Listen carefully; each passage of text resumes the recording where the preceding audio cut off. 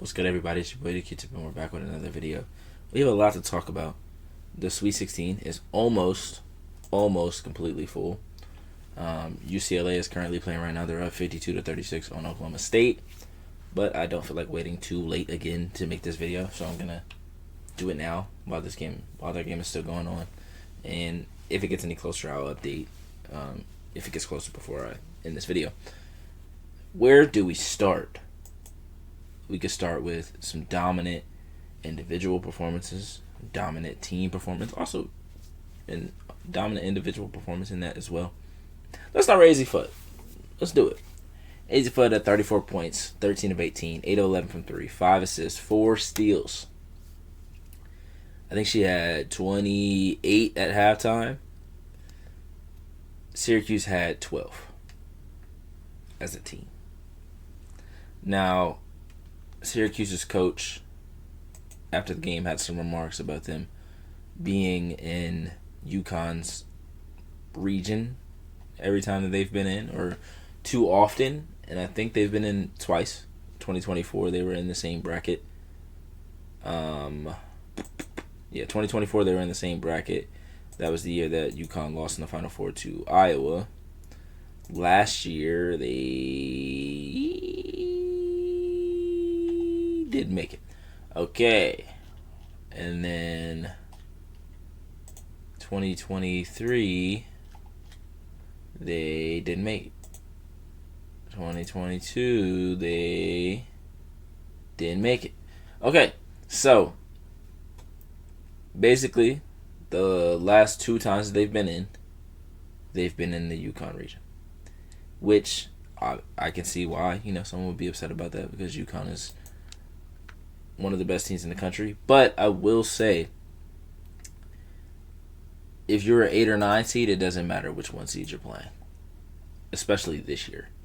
I think I don't know if all the teams would have dominated the way they did specifically in that game, but most of those teams were going to have similar results.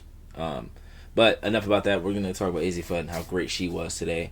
She was phenomenal. I think Azzi Fudd is going to go down as one of the greatest shooters we've ever seen.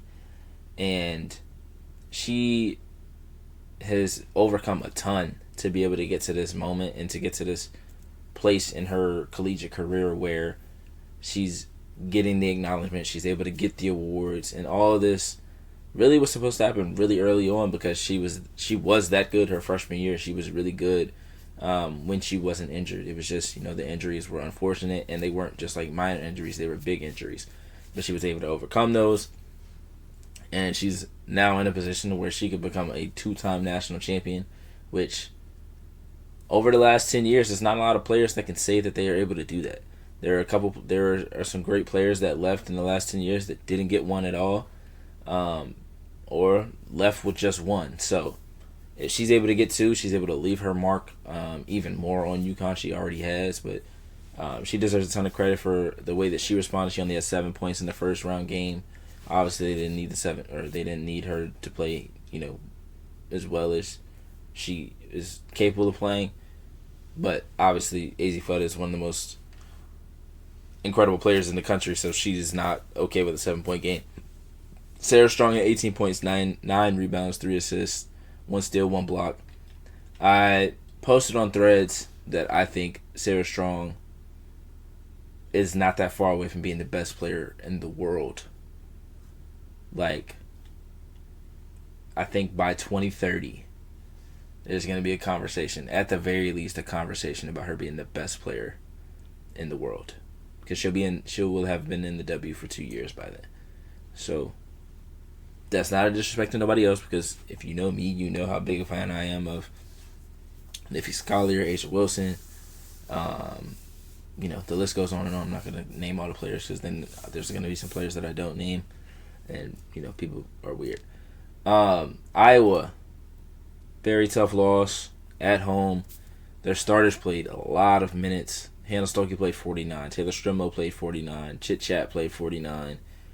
Kylie Feuerbach played 48. Journey Houston was really the only player that played a chunk of minutes off the bench. She played 14. But Ava Hyden was in foul trouble for a lot of the game. Had 26.6 rebounds. Chit Chat was 8 of 22. Had 21 points. 5 turnovers. And then Kylie Feuerbach went 1 of 7. Taylor Strimlo went 2 of 13. 1 of 10 from 3. Had 7 assists and 4 steals. And then really the star of the show, well, the stars of the show, Kymora Johnson, who stepped up big in the second half. Didn't have a good first half, showed up in the second half, of course. And then Paris Clark. Paris Clark had 20 points. She was 7 to 10 from the floor, 3 or 4 from 3, 4 assists, 7 rebounds. Really just did exactly what her team needed, exactly when they needed it. Caitlin Weimar was also great off the bench. She had 12 points, 8 rebounds, 2 blocks. Just phenomenal defense when Amanze went out with foul trouble or when she fouled out. So she deserves a ton of credit too. But Kymora Johnson, Virginia's coach mentioned that Kymora Johnson was the first player to come to Virginia, like before she had even had any other player on the roster, before she had even a practice. Kymora Johnson was like, "Yeah, I'm coming.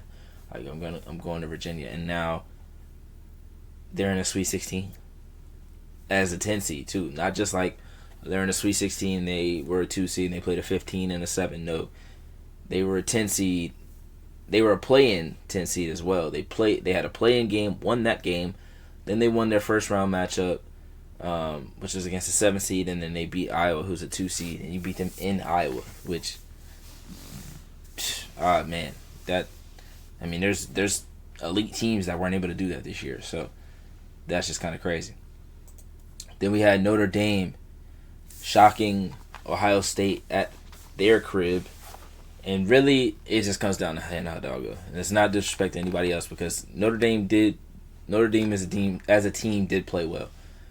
Cass Prosper went 5 of 7, had 13 points. Vanessa De Jesus went 3 of 6, 15 points. Ayanna Moore was 4 of 8, had 13 points. KK Bransford off the bench had 10 points, 6 rebounds, 3 assists.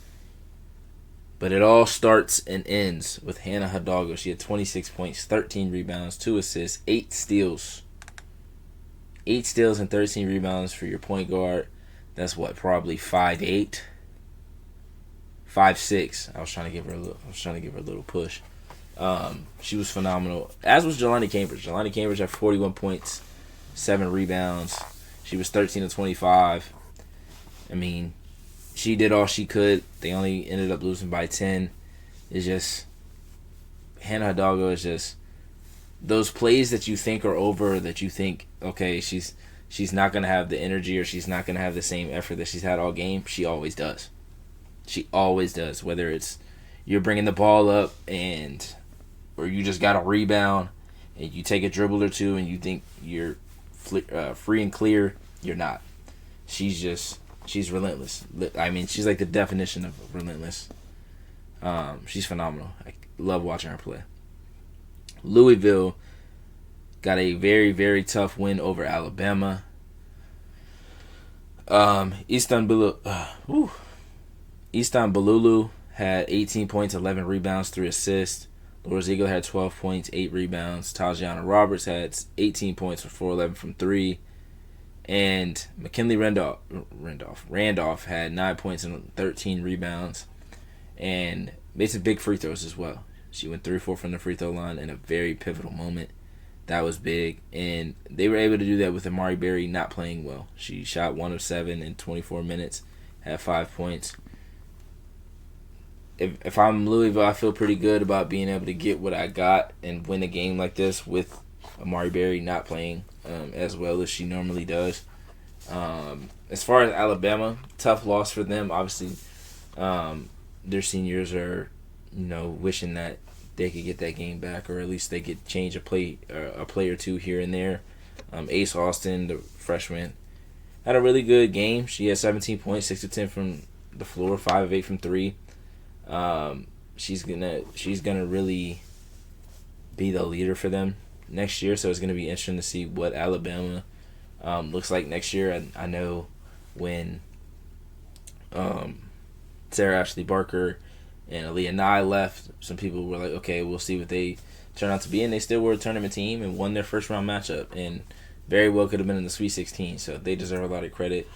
Krista Curry deserves a lot of respect for what she's done with that program as well. Kentucky takes down West Virginia. Very, very, very close game. Tiani Key, 19 points, 10 rebounds. I did mention Tiani Key being super important to this team.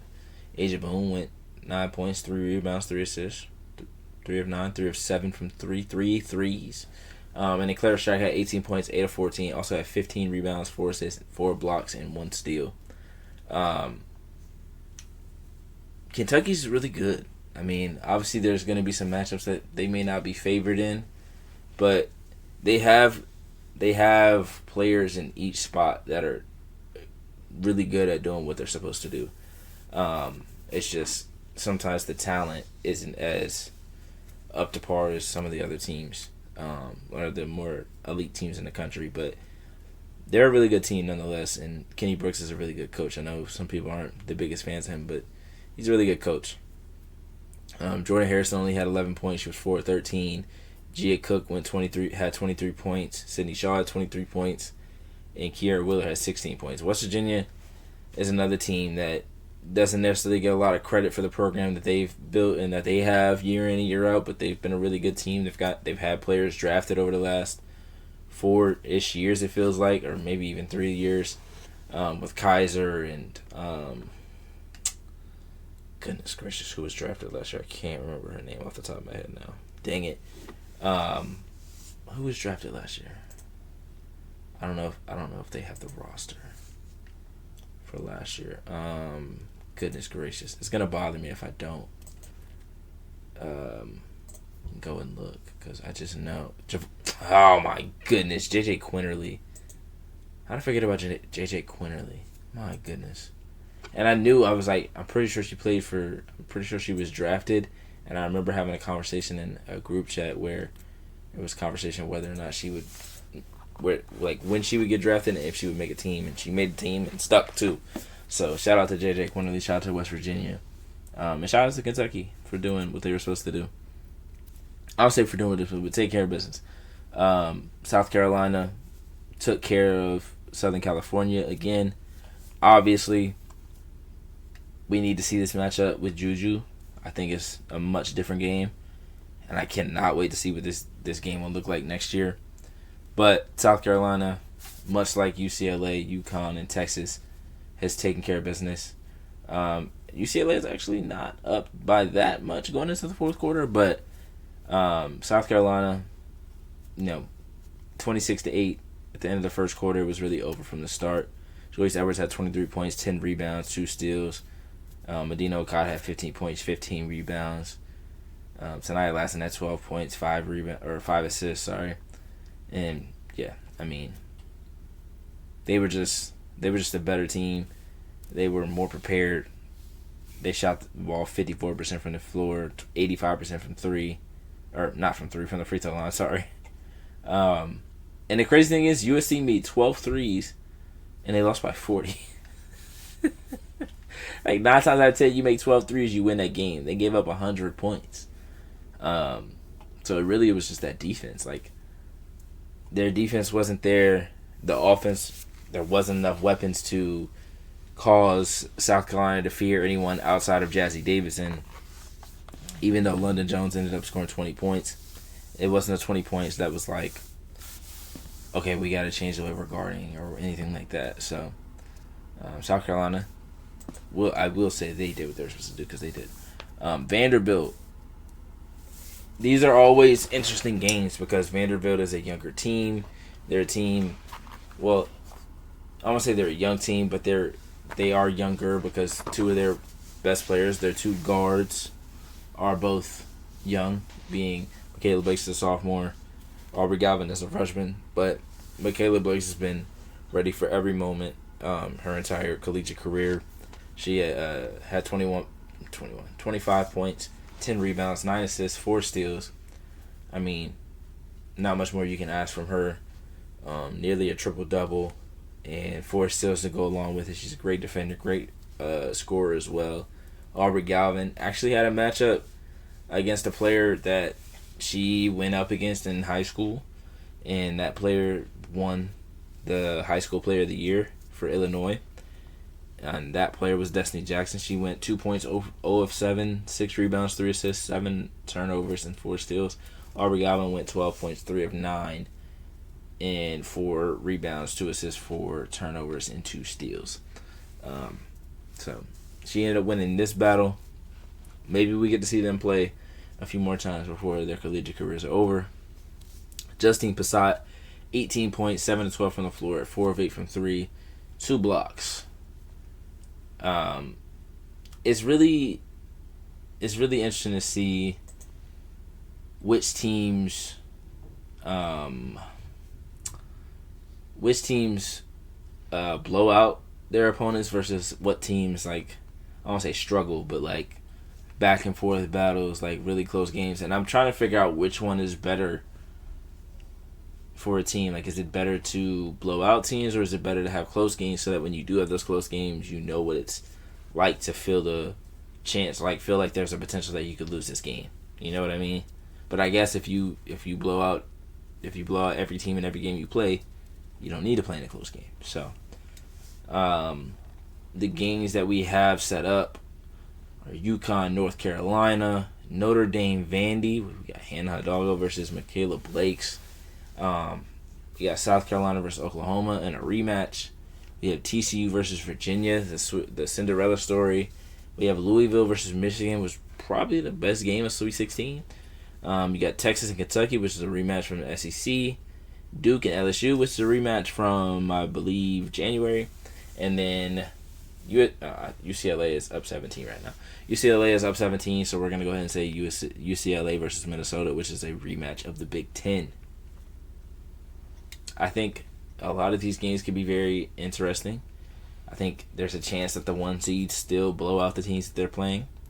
I think the 2 seeds will have a little bit more trouble with their teams, but there is a world where the higher seeds, the 1s, 2s, 3 seeds, well, I won't say 3 seeds because they would be playing the 2s, but there's a chance that those seeds, play up to their level, and maybe the other seeds aren't able to match that. I am interested in the TCU Virginia game. TCU is one of those teams, where I'm like, they almost lost to Washington. Like, that game was very, very close and could have gone either way. So that's another one that I'm looking at. And then Virginia has had some close calls, with their win over Iowa, the win over Georgia. So I'm just seeing, like, being battle tested, is that better, or is it better to just handle your business and not have to worry about any kind of stress or anything like that? But I appreciate you guys for watching. Make sure you guys like, comment, subscribe. Let me know in the comments how you guys have felt about the tournament so far and how you guys are getting prepared for the Sweet 16. Appreciate you guys for watching.